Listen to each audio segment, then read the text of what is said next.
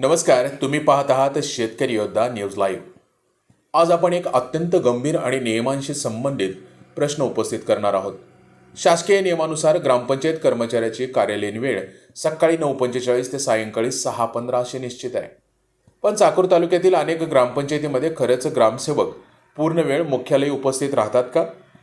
अनेक ठिकाणी उपस्थिती नोंदवण्यासाठी हजेरीपत्रक किंवा बायोमेट्रिक प्रणालीच अस्तित्वात नाही आहे। मग प्रश्न स्पष्ट आहे, हजेरीची नोंदच नसेल तर उपस्थिती तपासली कशी जाते?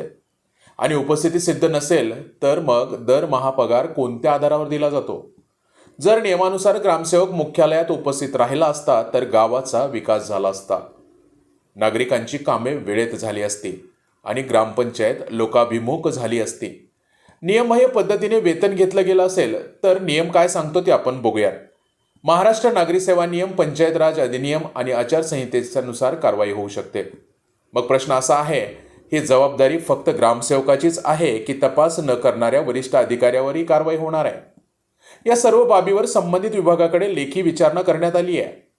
ही बातमी नाही, हा लढा आहे। चाकूर तालुक्यातील ग्रामपंचायतीच्या कारभाराबाबत आता गंभीर प्रश्न उपस्थित होत आहेत।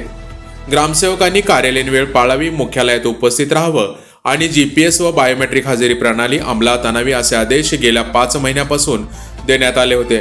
मात्र प्रत्यक्षात चित्र वेगळं दिसतंय। कार्यालयात वेळेत न येणे, मुख्यालयात न राहणे आणि कामासाठी येणाऱ्या नागरिकांना वाट पाहायला लावणे अशी परिस्थिती अनेक ठिकाणी पाहायला मिळत आहे।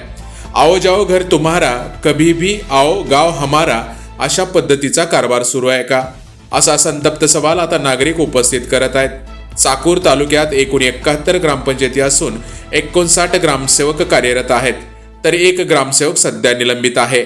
असे असतानाही कार्यालयीन शिस्त पाळली जात नसेल, आदेशाची अंमलबजावणी होत नसेल तर याची जबाबदारी नेमकी कोणाची आणि नियमानुसार कारवाई कधी होणार, हा प्रश्न आता संपूर्ण तालुक्याचा झालाय।